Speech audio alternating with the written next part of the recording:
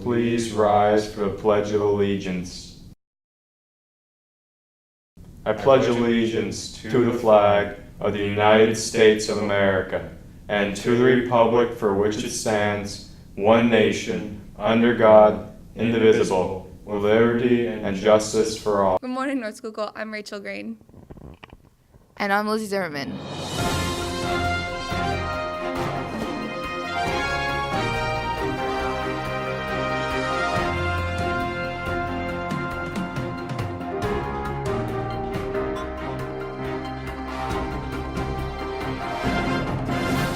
This past weekend, the Spartans had a strong showing at the Thomas Chevrolet Wrestling Tournament at Bedford High School. Senior Brady McIntyre pinned all four of his opponents to take the title for the 195-pound weight class. This was the first time that a Spartan earned gold at the tournament since Kevin Belinsky in 2007. Owen Boyer claimed second and Mason Madden took third.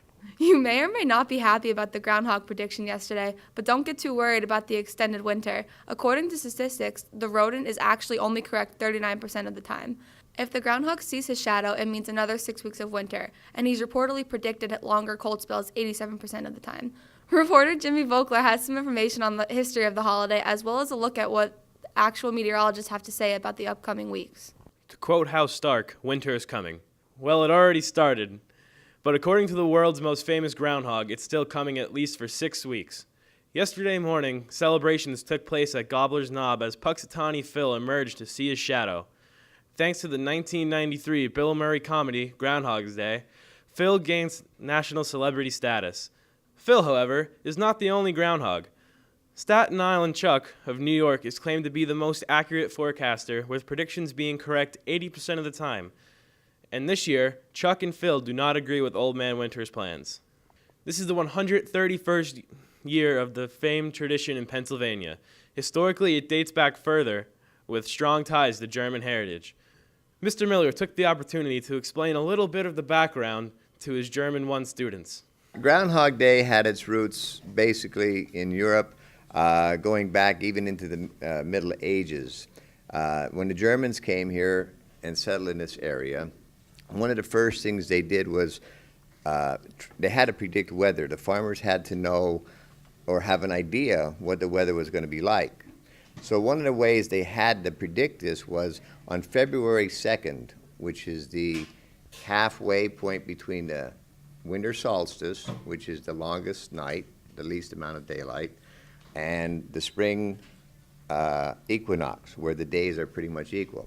So halfway between there is February 2nd. So roughly 130 years ago is then officially became Groundhog Day, Punxsutawney Phil. In Europe, they had badgers. Now, you don't go around picking up a badger like they do this groundhog, because they're nasty critters. Now, it's based on a European Christian tradition of Candlemas, which is what they brought over again from Germany. And if you can imagine, these settlers, they're here in a new country. They don't see anything, but they bring their traditions with them, and establish new ones. And that's why we know about Groundhog Day today. So that's it on Groundhog Day. I have a short little video clip here I want to show you of this year's Punxsutawney Phil. He predicted 6 more weeks of winter, so I guess we're out of luck. Although it is reported that Phil has a 39% success rate, officials in Punxsutawney insist that he is 100% correct and the error is in the interpretation of his handlers.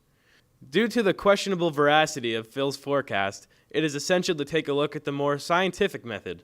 Meteorology teacher, Mr. Reidner, has some of his own predictions about what the weather will really be like.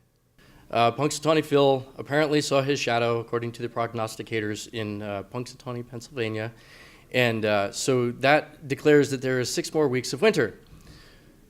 Well, if you look at a calendar, there are about 6 more weeks left of winter seasonally anyway. So according to the prognosticators in Punxsutawney, he's never wrong, but of course the early spring never seems to come around.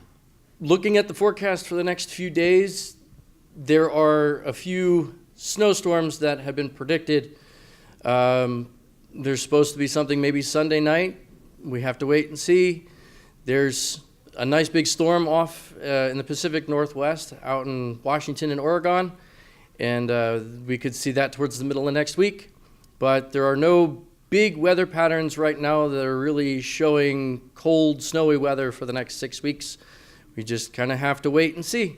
Following the Junior High Reward Day on January 23rd, students are still reaping the benefits of their positive behavior.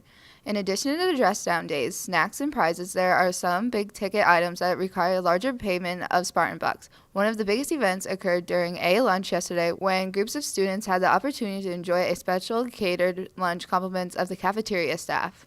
I'm Sadie Chakotis and I'm here with Bethany. So why did you pick this as your reward? Well, I wanted to do this for Christmas with me and my friends, but they didn't have it. So I figured it'd be like a good Valentine's present, you know? Okay. And Mr. Roseberry said that you paid for it all? Why? I figured that it would be like a nice present, you know, and I had enough because I had 100 of them. So I figured it would be nice for my friends. Okay, and how did you get 100 of them? That's a lot. I help around the classes a lot, and I answer a lot of questions, so yeah. Okay, thank you. You're welcome. In October, 13 NS students were selected to represent the district in the county chorus. The singers have been busy practicing lately with a late night practice on Thursday, full day's work today, and even a run through tomorrow morning before their concert.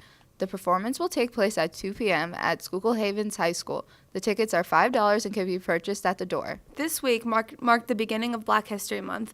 Beginning in 1926, the celebration was held to 1 week and didn't gain its month-long duration until 1976. The month of February was chosen to coincide with the birthdays of Frederick Douglass and Abraham Lincoln. In our feature segment, Rachel Cataldo is checking in with the teachers to see how they are covering topics dealing with the history, heritage, and culture. When students hear the words Black History Month, they probably make an immediate connection with their social studies classes. With familiar names like Martin Luther King, Frederick Douglass, Harriet Tubman, and Rosa Parks, it's not uncommon for students to already have an idea of prominent Black historians. The question is, what other classrooms can students learn about this important information?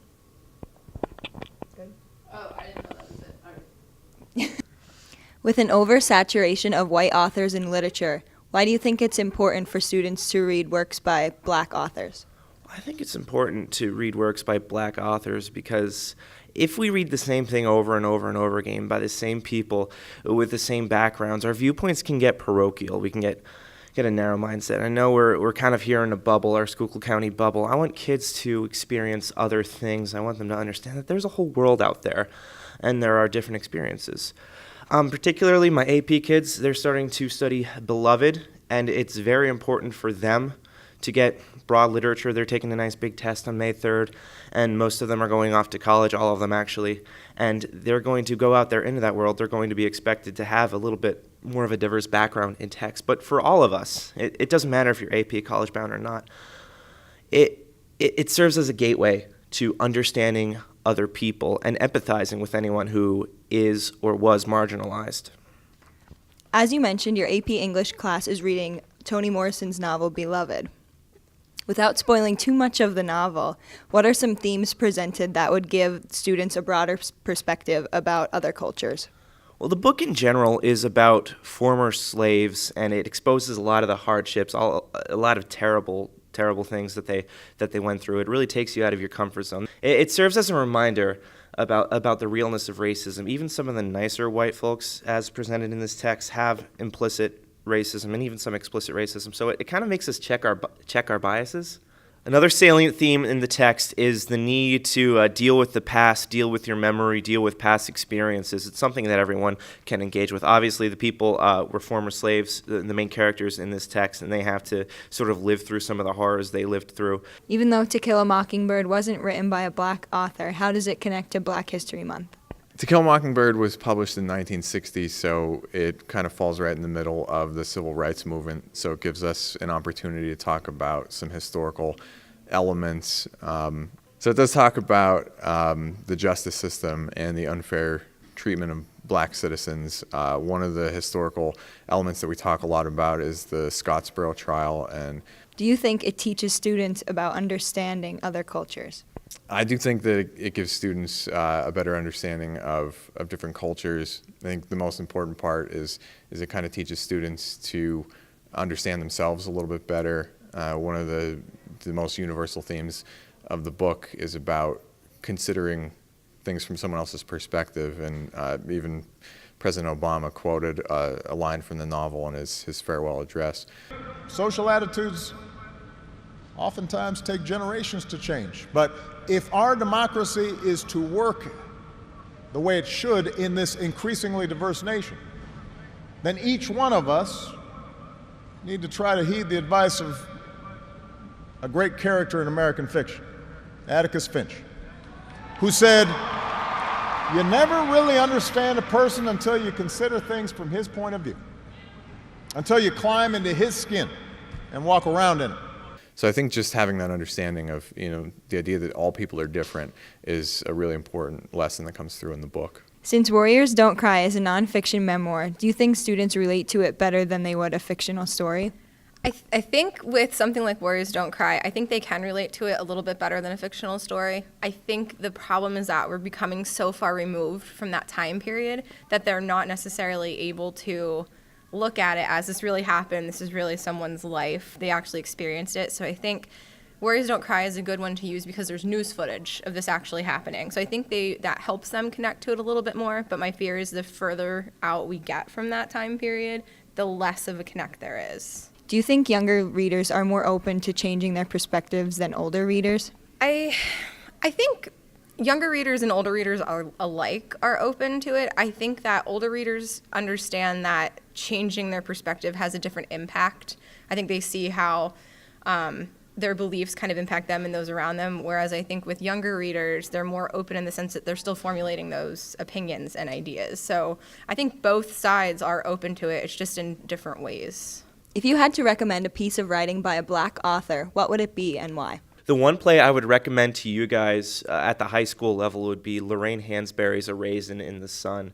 It's based in Chicago, 1959, and the people have to deal with some racism, and they have to stand up for what they believe in, for what they think is right. I would imagine that anyone who's taken a college English course has read something by Langston Hughes at some point. I think it was a few weeks ago I saw an article that mentioned one of his poems. It's called Let America Be America Again. And I think, with everything that's happening in the country right now, it's a pretty relevant read. So if you get a chance to check it out, it's not too long. I think fiction, I would recommend Invisible Man. I remember reading that in high school, and it's basically a Black man's story looking back on his life and how he was basically rendered invisible because of his skin color. But if you wanted something nonfiction, I would recommend The Narrative of the Life of Frederick Douglass, because he's done a lot of great things. All right, thank you, Miss Frank. Back to you, Lizzie and Rachel. I'm Rachel Green. I'm Lizzie Zimmerman, Puxatawny Fruit, Solid Shadow. Enjoy 6 more weeks of winter.